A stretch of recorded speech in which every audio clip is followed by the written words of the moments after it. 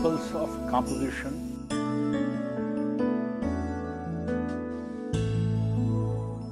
The next principle is proportion. The moment we talk of proportion, it is a relative size of the shapes. When we are drawing some figure, for example this figure, we got to understand about the proportion of human body, whether it will occupy this much of a space in the painting or it will occupy this much of a space, which is a very personal concern of an artist. But when we render or delineate other units in the painting, apart from this figuration, there are lotus flowers, there is a cloth hanging behind, there are two figures, female figures in the back, and lots of brush treatment with the light and shades of the blue color. Now see, proportionately an artist observes or he imagines that these flowers, these lotuses, are to be kept as smaller or bigger. They could have been even this bigger. There could have been hardly 2 or 3 big lotuses. But then what would have happened? Those lotus shapes would have been very arbitrary.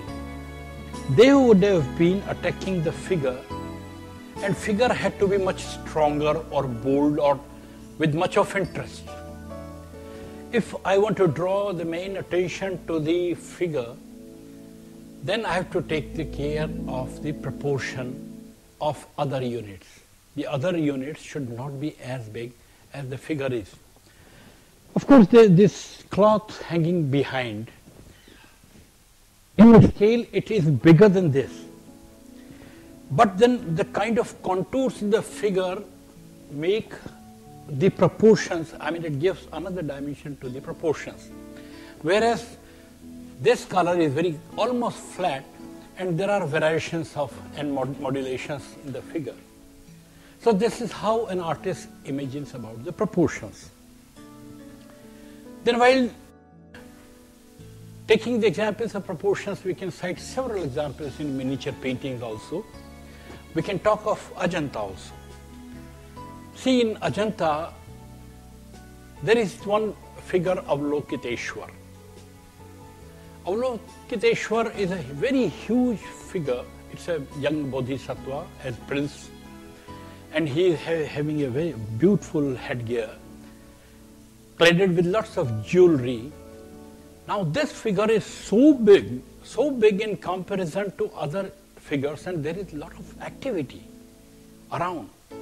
This figure is, this prince is sitting with the lotus in the hand, half closed eyes, emotionally behaving like a saint, cladded with lots of jewelry, and yet there is a lot of movement in other spaces. Lots of figures are fighting, somewhere the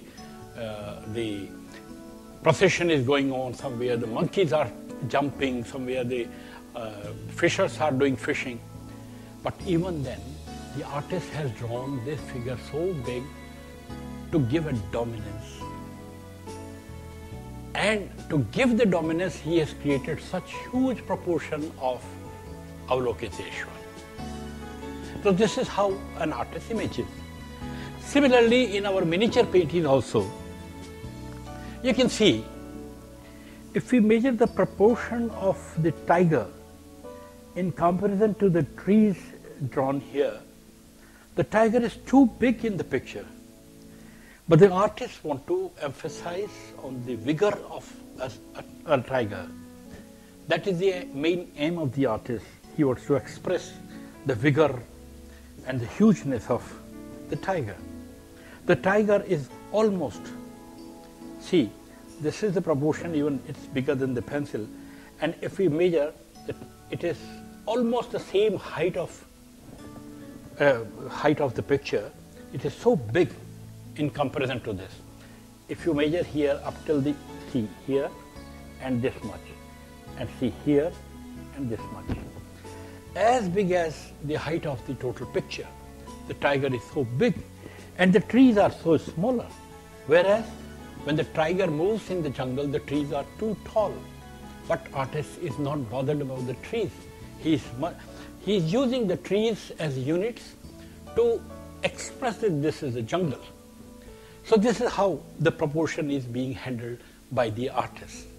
There are, the artists who have created enormous elongation in their figures.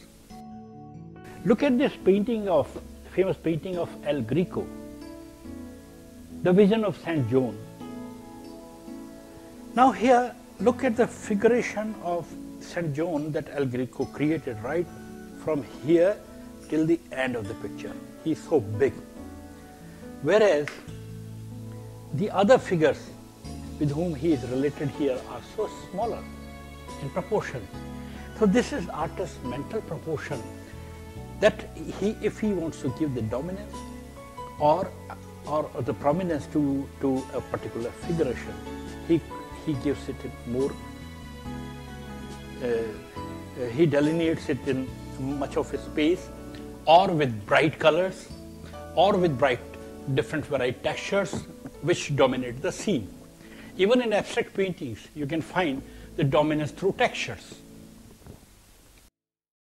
Look at this picture of a sculpture by Praxiteles.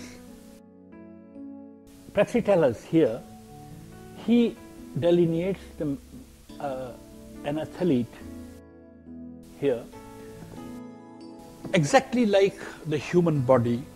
All the delineations of human body, the muscles and the bones, everything is tuned with the proportion of a common human being or athletes. But look at this figure. Look at this another Greek sculpture. Here the proportion is elongated. Look at from the pelvis to the feet. The entire proportion is elongated, whereas this portion is smaller and head is bigger. So this is how the proportion is being treated. And look at this figure of Giacometti. The great sculptor has used his entire material like a line, and it is so linear, it's so much elongated, that one can't believe of that time that the human figure could be treated so much elongated. This was the period when the modern art was in building, and between the two wars. So I believe now you have followed what proportion is. Every artist decides to create his own proportions, but the proportions are to be in tune. It should be in the unity, it should be in the balance, and it should be expressive. So now we shall be talking about balance.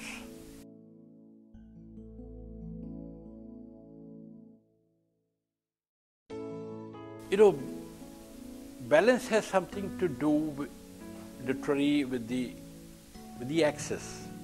You know, on one axis, if we put a rod like this and weight on both the sides, then there is an equilibrium. The main thing is the gravity of the center, which is termed as balance. Normally, you must have seen the children playing in the playground with the wooden plank, and they are keeping the balance. And suppose one child is heavier, then the other child will go little at the back and create a balance. So this will be a kind of balance which gravity allows you to do. So normally we talk of this balance. Psychologists have talked a lot about visual balance, and they give a lot of terms with which we are not much concerned. The reason is that when we are talking about the pictorial aesthetics, then we have to count those balances which are very common and in day-to-day use of the artist. Now, here we talk of three kinds of balances. One is the axial balance. Another is the Radial Balance, and third is the Occult Balance. Now, to come with what is Axial Balance, you must have seen several paintings of this kind where the figure is sitting right in the center, and on either sides the things are repeated. Mostly in Renaissance paintings, whenever the Mary is sitting or the Christ is placed in the center of the painting, then on either side you see the activity. So there is an axial balance, means you can draw a line from the center and things are repeated on either side. You can see many a times such paintings in Indian miniatures also, where the ruler is sitting. For example, in this particular picture, what we see is the repeated design. A floral pattern has been repeated all over on either sides.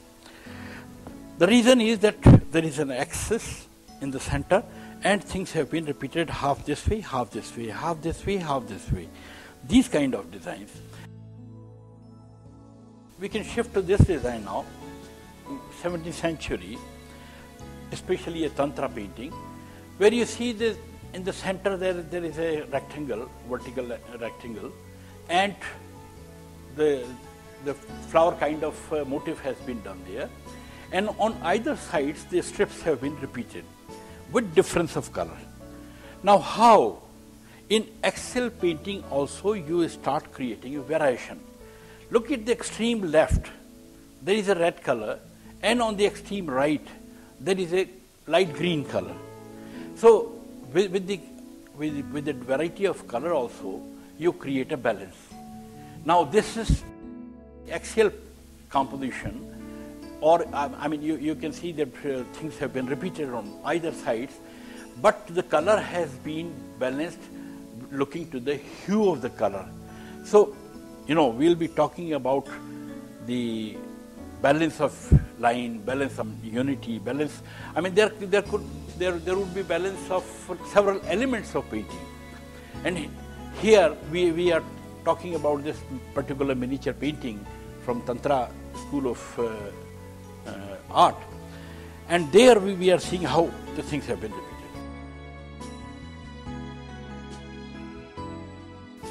Now look at this Buddhist tanka.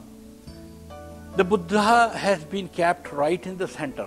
You may call it Buddha or Bodhisattva, but the main figure is in the center, and there has been a contrast with the circle at the back and circle at the head. The head and headgear have been created with a contrast. And right in the center you can see, above you can see with the axle another figure on the eye. If you move your eye downwards, you see the repeated figures. But now the artist is taking much interest. He is creating a variation in the postures even in the axial painting. Things are not repeated as we looked at the first illustration, where the floral designs were repeated.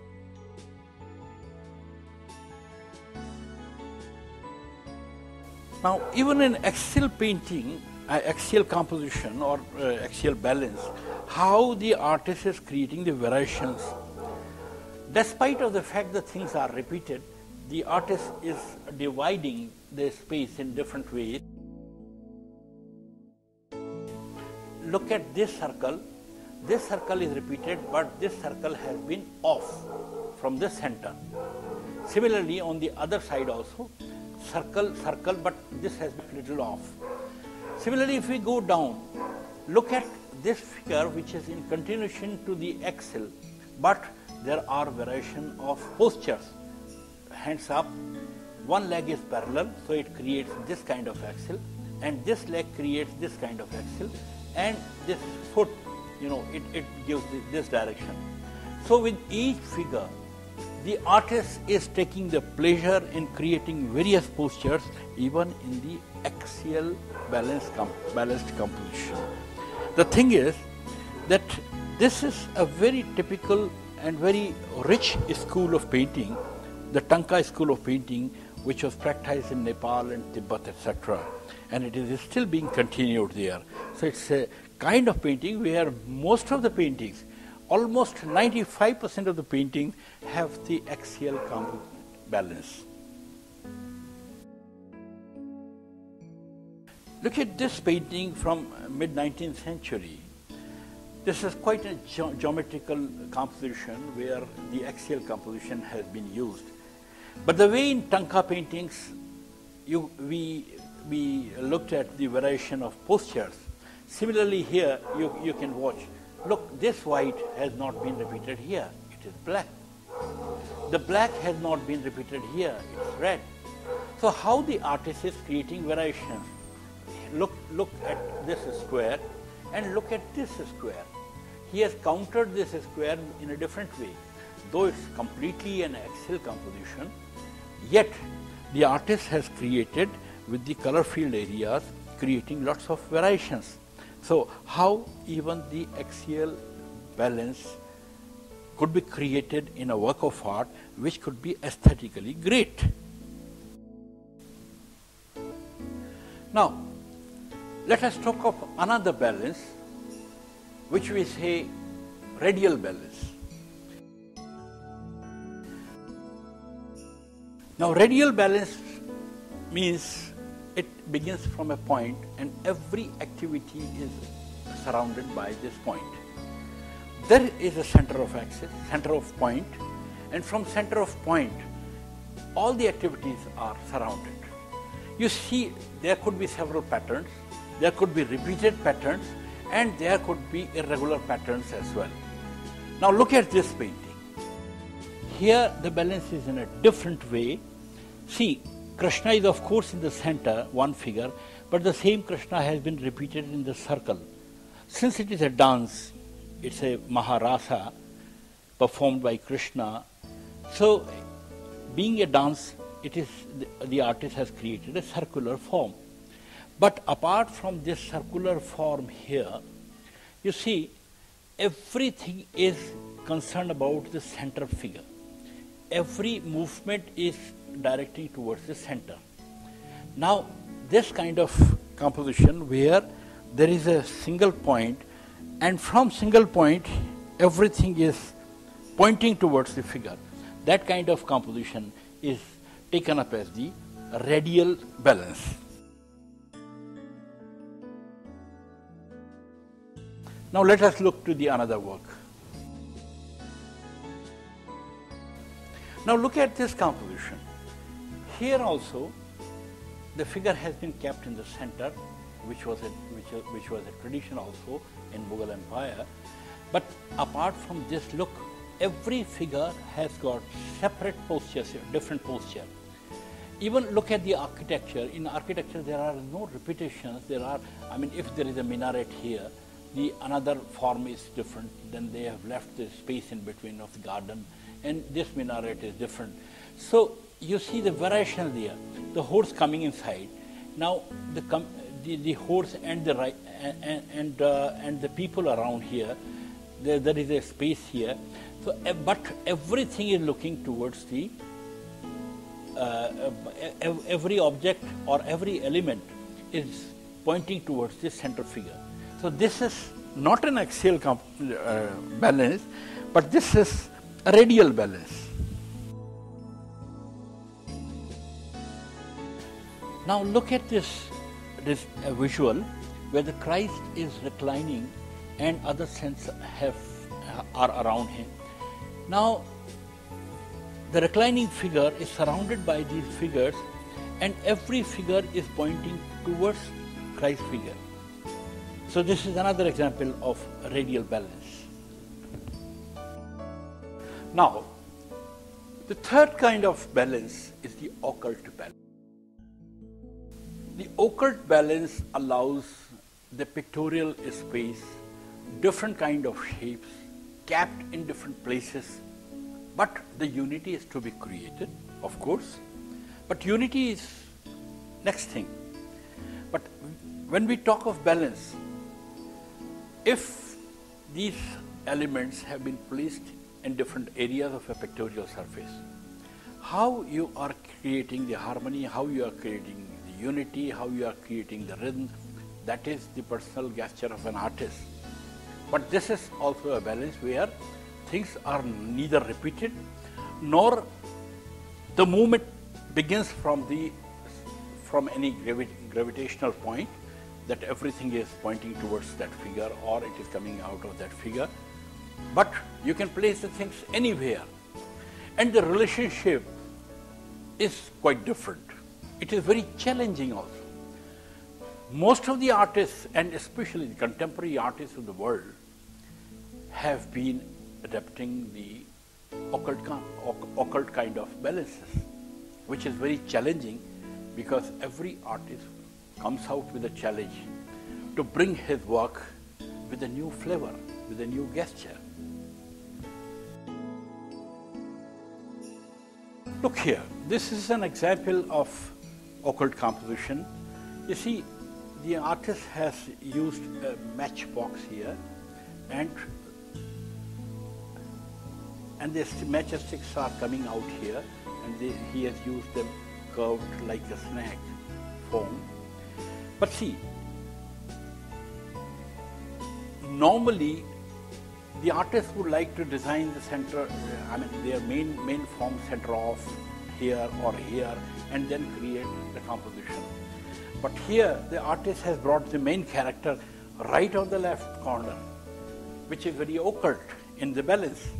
But he has created this horizontal balance with the arch here, and the direction goes there. So it's moving here, and covering the entire space.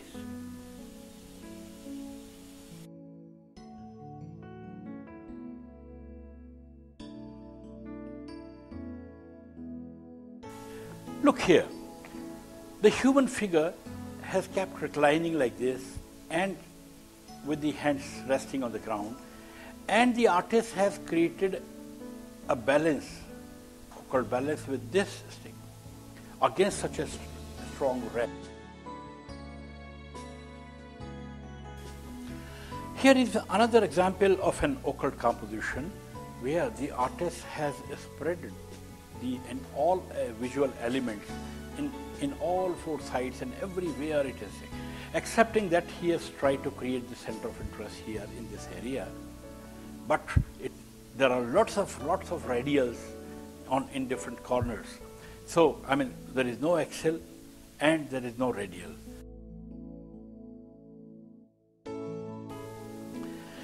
Look here, in this particular the visual, a couple, a female and male, are just falling down.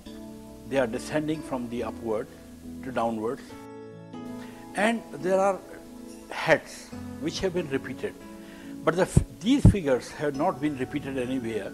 Whereas with this diagonal, creating a high contrast between the blue and white, the artist has used a few human body elements, somewhere hand, leg, hands, and somewhere bull, etc. These elements have been used. Now the thing is to cut the entire design like this with a hard contrast and to create a balance with the rest of the space is again a challenge to the artist, and that's how the contemporary artist faces the challenges of creating occult balances.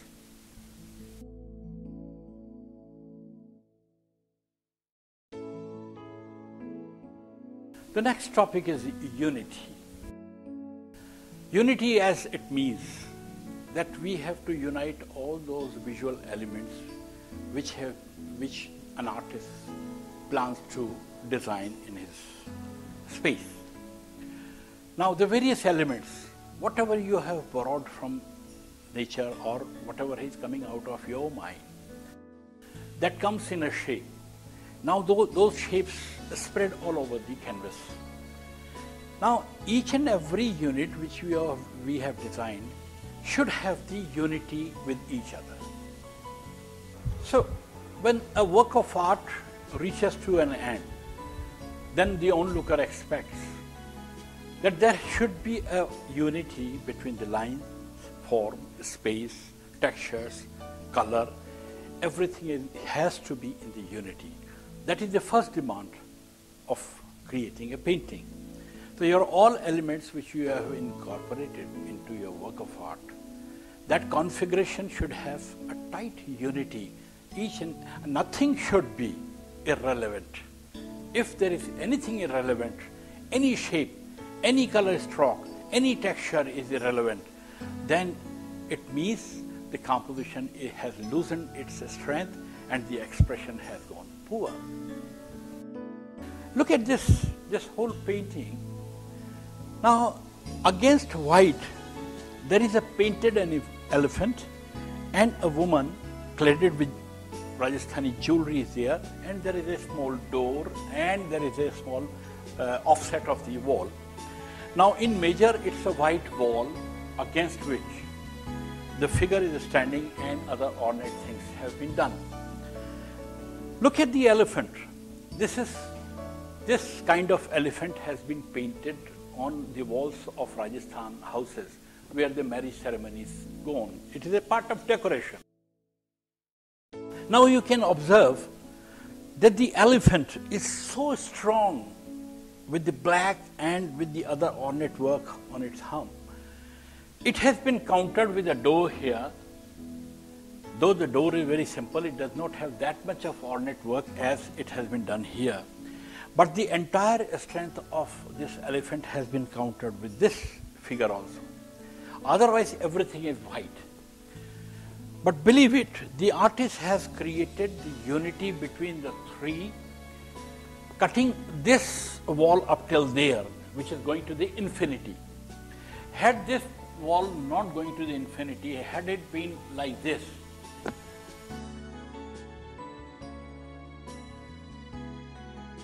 so had it been up till here, imagine that the door, this wall might have not gone there, and had it been here. Now this and this would have been in one line, and we would have lost the unity of these three, which creates a triangle here, and then it goes there. So this is how the artist creates the unity, creating so much of contrast. There is too much of contrast, but it has been balanced through color. So how the unity is being created? There is a unity of color, there is a unity of balance, there is a unity of even the textures going on.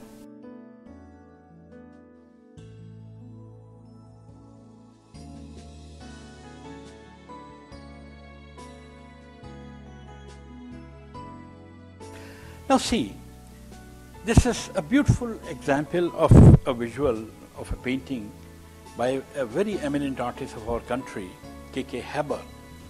Now see, against this whole green there is a red strip here and a blue strip here. Could you believe that unity is being created between the red and blue? Red is so strong against so much of a space. But this being right in the corner with the white, with the background of the wall area where you will be displaying it, this blue becomes very strong in comparison to the red. So it is countered, and how the artist creates the unity. Now look at this composition. This is an etching by a famous graphic artist, Lakshma God. Here he uses in more than half of the portion, he creates the imagery of two animals. There is a female and there is a male, but there is a strong crudity in the animals, as if they are hungry for the sex. Whereas another group of people have been bound together in one group, very closely associated. And though there is a hard contrast between here and here, and you see this white, here there is a very little white, but here it is so much of white. This leaving the white area, white surface area, he has given extra importance to these two figures of animals, and this is how he creates the unity.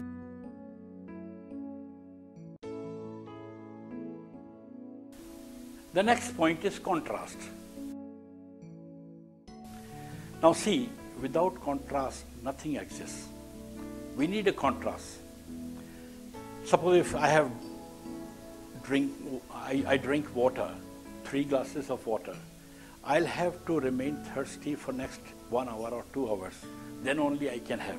This is a kind of contrast.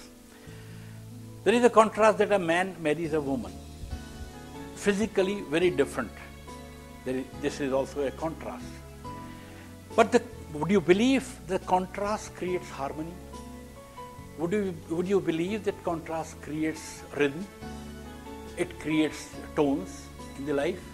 So the entire life becomes very happy when a man and woman live happily together, and they create so much of unity into them.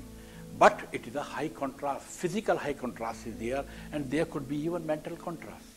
But still there is a unity, there is a harmony, and everything. It may be linear, it may be textural, it may be something when it is applied to the arts. In painting, contrast is extremely important because you cannot give importance to one area unless you create the contrast in the other area. For example, look at this painting. Here the artist has created a strong contrast between black and white, which has been divided, which has been given unity by the red stroke like this. But the entire black has been treated with lots of textures. And so is in the white also you find a lot of textures are there. So though such a hard contrast has been created, still there is a unity of textures, unity of colors, and unity of total form. So this is how the artist creates the contrast.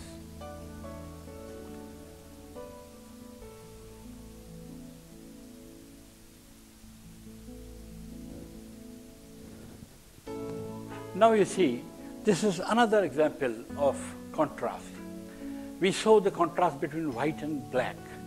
Here the contrast has been created with the green and blue-black.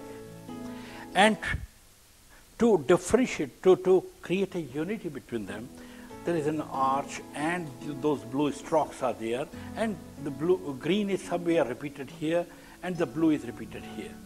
This is how the artist can create different kind of contrast.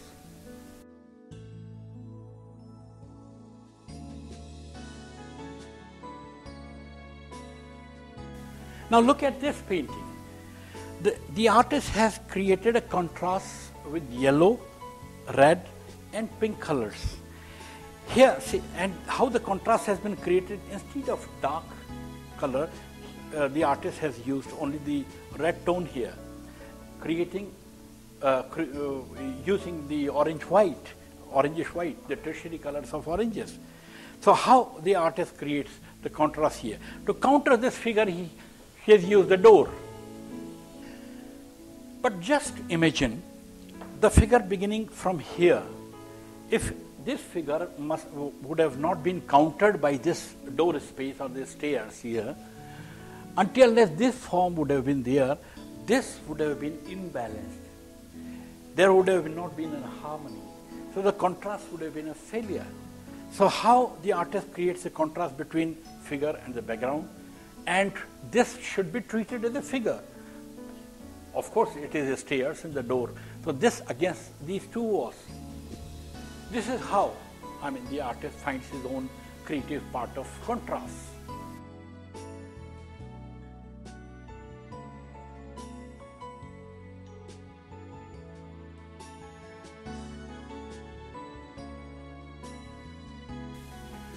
So, finally, I thank you very, very much for listening to this program, and I believe you have gathered something about the pictorial design and composition, harmony, texture, form, space, etc.